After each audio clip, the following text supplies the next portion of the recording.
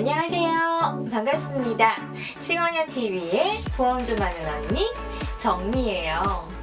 오늘은 건강보험 공부를 하는 데 있어서 뼈대, 틀이라고 할 수 있는 우리나라의 보험 제도에 대해서 알려드리려고 해요. 보험 제도에 대한 이해 없이 산정기준만을 외우는 것은 뼈가 없는데 살을 붙이는 것과 같으세요. 뼈가 없는데 살이 제대로 붙을 수가 있을까요? 뼈대를 튼튼히 만들어야 거기에다 살을 제대로 붙일 수가 있으십니다.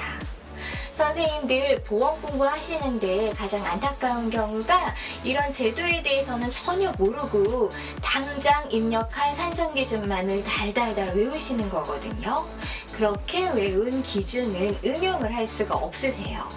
그러다 보니까 답만 찾게 되고 더 이상 발전할 수가 없게 되는 겁니다. 그래서 산정기준을 외우기 전에 먼저 제도에 대한 이해를 하고 가셔야 됩니다.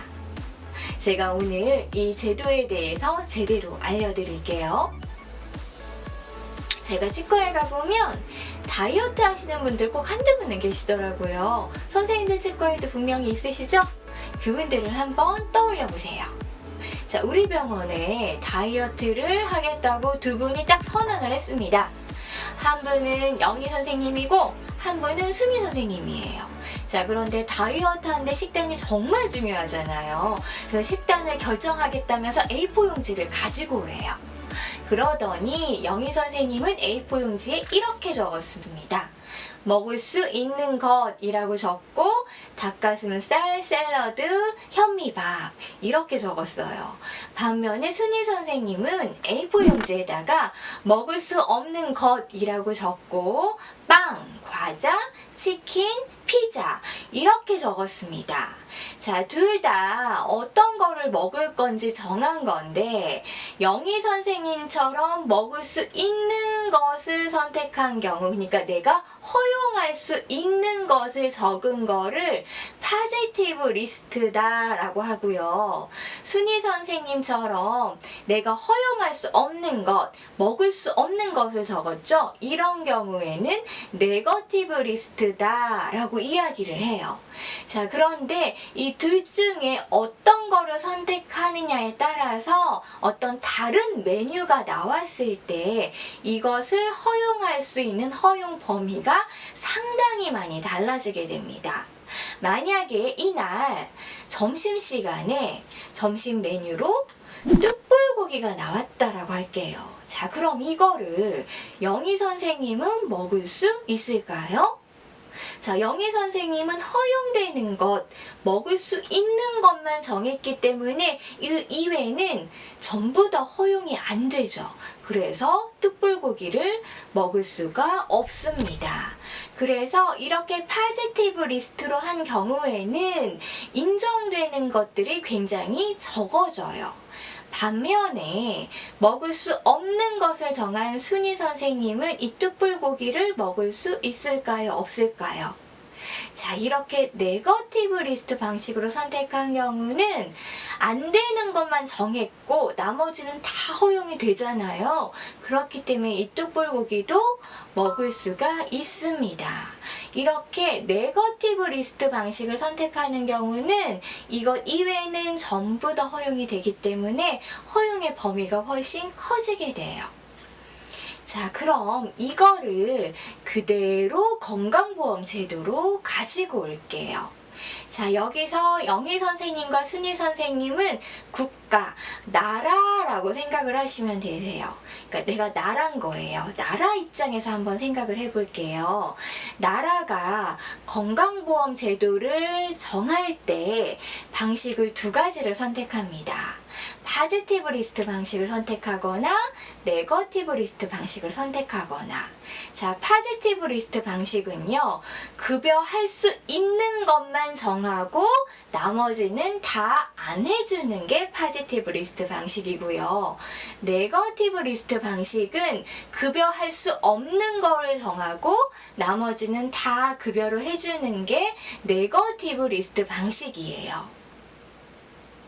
파지티브 리스트 방식의 경우는 급여할 수 있는 것만 딱 정했잖아요. 그리고 나머지는 다 안 되기 때문에 급여할 수 있는 게 별로 없고 굉장히 제한적이에요. 그렇지만 이 급여 이외에는 비급여라는 걸 만들어낼 수 있기 때문에 여러 가지 비급여가 생길 수가 있고요. 이로 인해서 진료비가 비싸질 가능성이 있습니다. 반면에 네거티브 리스트 방식은 비급여를 정하는 거예요. 그래서 비급여 이외는 전부 다 급여로 하는 거죠. 그렇기 때문에 이 경우는 굉장히 급여로 들어오는 폭이 커지게 되겠죠. 따라서 대부분이 급여가 되고요. 이 비급여로 할 수 있는 걸로 정한 것 이외에는 비급여 자체를 못 만드세요. 그러다 보니까 진료비가 비싸지는 걸 막아주고 저렴한 진료비로 환자들이 이용을 할 수 있게 되겠죠. 자, 그럼 우리나라는 어떤 제도를 채택을 하고 있을까요? 자, 한방의 경우는 파지티브 리스트 방식을 선택을 하고 있고요. 양방의 경우는 네거티브 리스트 방식을 선택을 하고 있어요. 그러다 보니까 한방이냐 양방이냐에 따라서 똑같은 진료를 가지고도 진료비의 차이가 상당히 날 수가 있습니다. 저도 두 아이를 키우다 보니까 아이들이 감기에 자주 걸려요. 그런데 이 감기에 걸렸을 때 한의원을 갈 것이냐 아니면은 소아과를 갈 것이냐 상당히 망설여지거든요. 왜냐하면 저는 사실 한의원을 되게 가고 싶은데 한의원을 가면 진료비가 비싸요. 그런 이유를 볼까요? 제가 우리 아이를 데리고 한의원에 갔어요. 이랬을 때 물론 한의원에도 급여가 되는 약재들이 있기는 해요. 그런데 그게 상당히 제한적이거든요. 그러다 보니까 급여되는 약재로 끝나면 진료비가 저렴할 텐데 보통 감기가 심하면 그렇게 저렴한 걸로 끝나지 않고요. 여러 가지 다양한 요법들을 쓰고 한약재 같은 것도 이제 처방을 해주고 그러거든요. 그런데 이 급여약재 이외에는 전부 다 비급여가 되기 때문에 비급여 항목들이 되게 많이 발생이 돼요. 그래서 한의원에 가서 감기치료를 하게 되면은요, 실제로 3만 원, 경우에 따라서는 5만 원까지도 진료비가 나와요. 그러다 보니 엄마 입장에서도 이 진료비 때문에 한의원에 가기가 상당히 꺼려지는 부분이 있거든요. 반면에 소아과의 경우에는 네거티브 리스트 방식이죠. 그렇기 때문에 비급여로 정해진 것 이외에는 별도의 비급여를 만들 수가 없어요. 근데 감기 때문에 해줄 수 있는 비급여가 사실상 정해진 게 거의 없습니다. 그러다 보니까 소아과에서는 급여되는 약 이외에 다른 것들을 거의 하지 않죠. 그래서 소아과에 갔을 때는 진료비가 3,000원, 뭐 많이 나와야 5,000원, 요 정도밖에 나오지 않아요. 치과는 이 둘 중에 어디에 해당이 될까요? 치과는 양방에 해당이 되기 때문에 네거티브 리스트 방식을 채택을 하고 있습니다. 그렇기 때문에 이 감기처럼 비급여로 받을 수 있는 항목들이 굉장히 제한적이에요. 그래서 환자들이 어떤 질환으로 왔을 때 우리가 어떤 새로운 기술을 했다 하더라도요, 이게 비급여 항목에 포함이 되어 있지 않으면 다 급여로 해주셔야 되세요.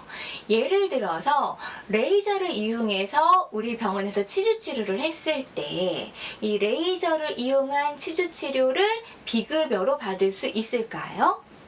지금 현재 비급여 항목에 레이저를 이용한 치주 치료라는 것은 없습니다. 그러다 보니까 급여로 가야 되겠죠.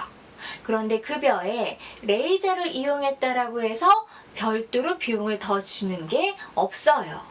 그러다 보니까 치주 치료 중에서 가장 유사한 항목으로 청구를 하셔야 되고, 그래서 치석 제거, 치근할택술, 치주 소파술 이거 이외에는 레이저를 이용했다라고 해서 별도로 받을 수 있는 항목 자체가 없다라는 거죠.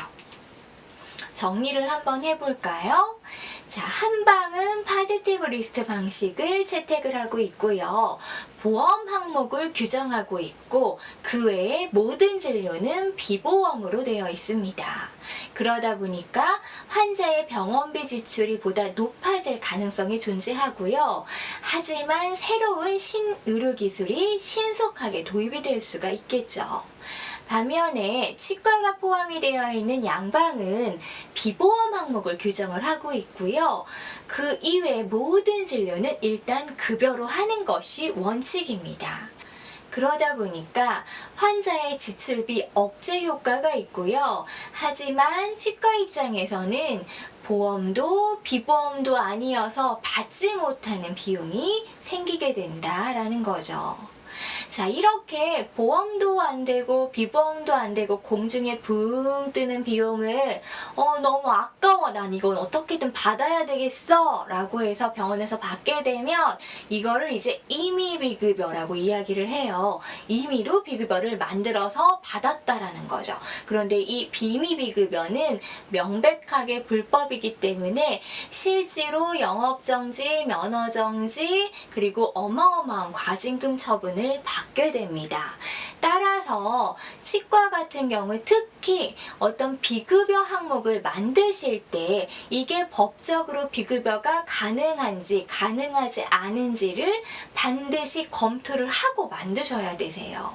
그렇지 않을 때 나도 모르게 이미 비급여라는 거를 행하게 되고 이로 인해서 나중에 감당하지 못할 어마어마한 처벌을 받을 수 있기 때문에 결코 간과해서는 안 되십니다.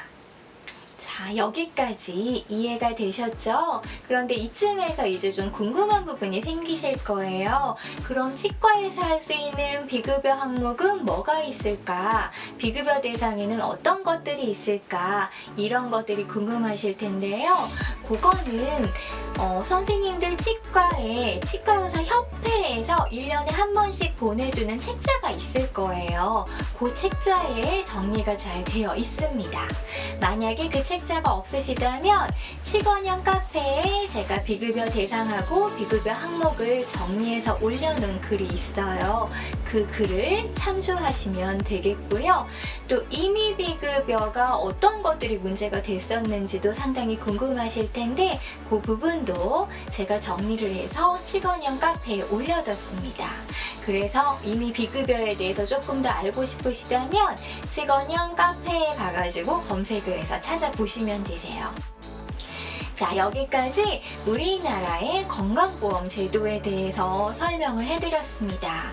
이제 조금 보험 제도가 눈에 보이시고 왜 이게 안 됐었는지 이해가 가시죠? 오늘 내용이 좋으셨다면 구독, 좋아요, 알람 잊지 마시고요. 앞으로 더 좋은 내용으로 찾아오겠습니다. 감사합니다.